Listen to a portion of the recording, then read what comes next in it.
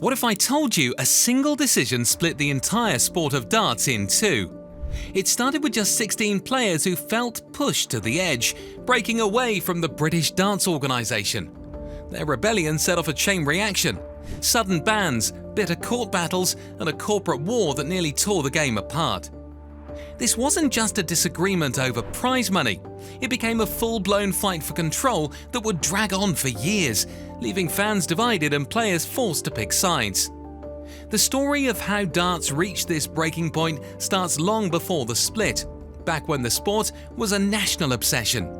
In the early 1980s, darts was everywhere. TV screens across Britain showed packed halls, roaring crowds, and players who became household names. The BDO, led by Ollie Croft, ran the show.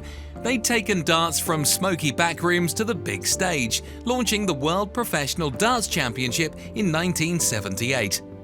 By 1983, there were more than 20 televised events a year. Eric Bristow, John Lowe, and Jockey Wilson were as famous as any footballer. Game shows like Bullseye pulled in massive audiences, and for a while it looked like darts would only get bigger. But the golden age didn't last. By the decade's end, everything changed. The number of televised tournaments dropped sharply. In 1988, the BBC cut back to just one event, the World Championship, and ITV pulled the plug altogether. Prize money stalled, sponsors started looking elsewhere. The BDO tried to respond, banning smoking on stage in 1988, then alcohol, hoping to clean up the sport's image. But the reforms didn't work. TV coverage didn't bounce back, and darts was left with shrinking exposure and fewer chances for players to earn a living. Behind the scenes, frustration built. The BDO's leadership was seen as rigid, even autocratic. Croft focused on the amateur side, believing the professional game would take care of itself. But the landscape had shifted. A new generation of full-time professionals relied on tournaments and sponsorships to pay their bills. As those opportunities vanished, many felt abandoned. Croft's response was blunt: "We don't owe anyone a living." Big names like Bristow and Wilson, who once filled arenas, now struggle to make ends meet. Many travelled far for exhibition matches just to survive. The glamour was gone, replaced by uncertainty and resentment. By 1989, the cracks were too big to ignore. Players started talking in hotel bars and backstage at tournaments. Some wondered if it was time for a new direction. A few of the sport's biggest names began asking a risky question: what if they broke away and started something new? On January 7, 1993, 16 of the sport's biggest names, led by Eric Bristow, Phil Taylor and John Lowe, issued a public statement announcing their split from the British Darts organisation. These weren't just popular players, they were world champions, the faces everyone tuned in to watch. Their decision to form the World Darts Council wasn't made lightly. For these players, the stakes were personal. They'd spent years building darts into a national pastime, only to watch their earnings shrink as TV coverage dried up. Even legends like Lowe and Bristow saw their livelihoods threatened. As Rod Harrington later put it, "You couldn't make a living off one event a year. We had to do something or we'd be finished." The WDC's vision was clear: modernise darts, attract new sponsors, and bring the sport back to television. They wanted bigger prize funds, better promotion, and a more professional setup. But the move came with huge risks. Just weeks later, on January 24, 1993, the BDO responded by suspending all 16 players. That meant bans from every BDO event. No World Championships, no county matches, not even small exhibitions. The message was simple: if you side with the WDC, you're out. The ban hit hard. The defectors were suddenly cut off from tournaments that had defined their careers. They lost not just income, but their place in the sport's history. Ollie Croft painted the rebels as troublemakers, but for the players, this was about survival. The BDO used its influence to extend suspensions internationally, blocking WDC players from competing in countries like Australia and Scandinavia. The split was now global. Darts fans worldwide were forced to pick sides. Despite the backlash, the WDC pressed ahead.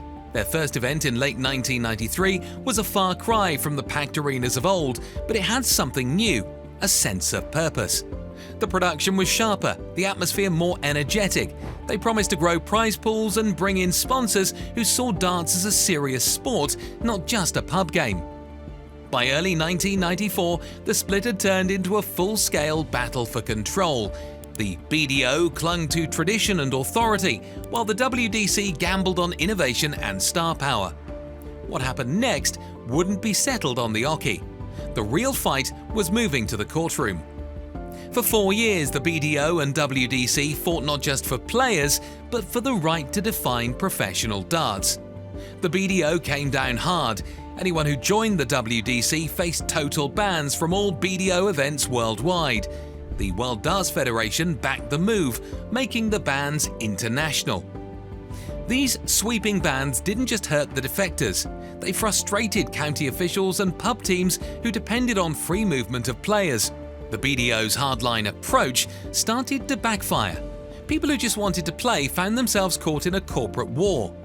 The WDC challenged the bans in court, drawing on precedent from World Series cricket, where courts ruled that banning players for joining rival organisations was illegal restraint of trade. The WDC's lawyers argued that BDO's actions were just as restrictive. The court agreed. Everything came to a head on June 30, 1997. The two sides settled under the Tomlin Order, a formal court ruling that forced both organisations to reorganise each other's right to exist. The WDC was now free to stage events, and the bans were lifted. The fallout was immediate.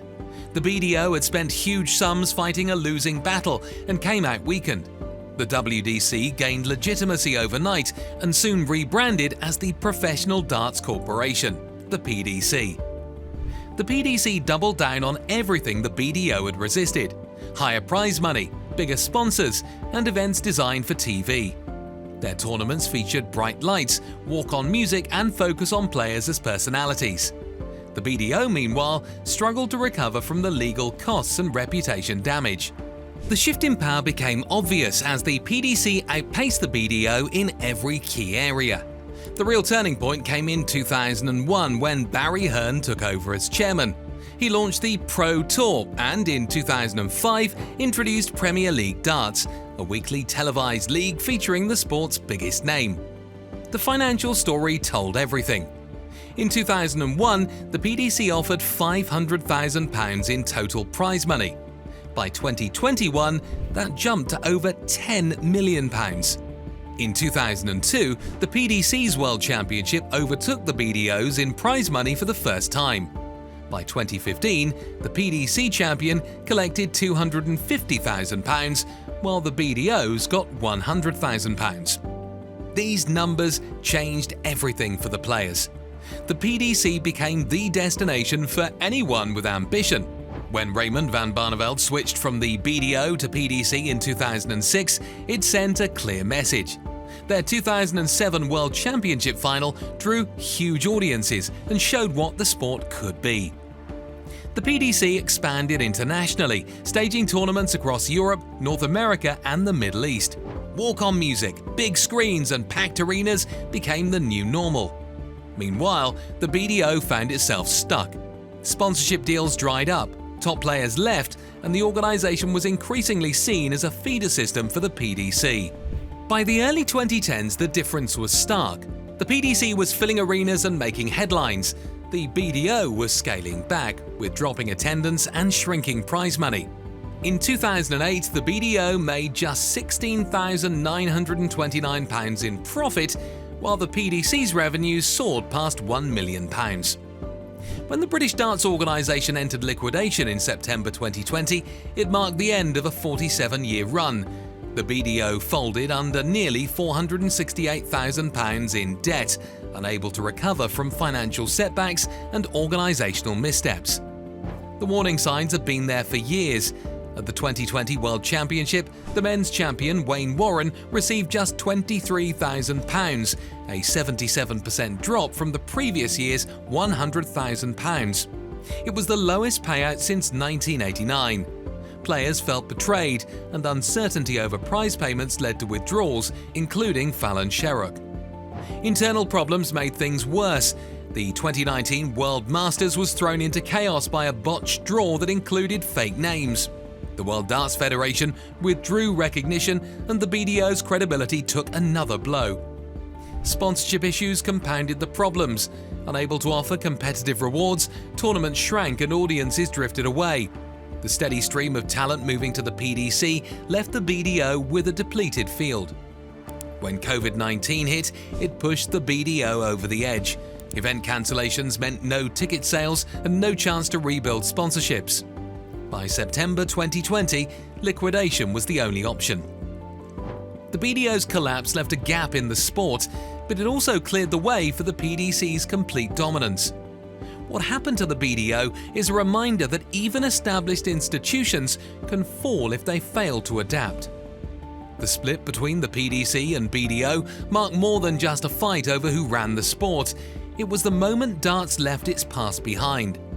After the 1997 Tomlin order, the PDC gained freedom to reshape the game, and the BDO's decline opened the door for new ideas, bigger events, and a professional structure that changed everything.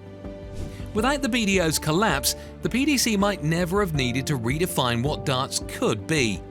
Now, the PDC stands as the clear leader, running a global circuit with major prize money and the world's best players. The sport's transformation is lasting, and the impact of that split is still felt in every tournament today. The battle for darts didn't just reshape the sport, it defined its future. And the echoes of that war still ring out today every time a player lifts a trophy under the lights. If you love this kind of deep dive into the stories they don't teach you on the scoreboards, hit that subscribe button and join Darts Nation. Drop a comment. Should the BDO have fought harder to survive? Or was the PDC always the future?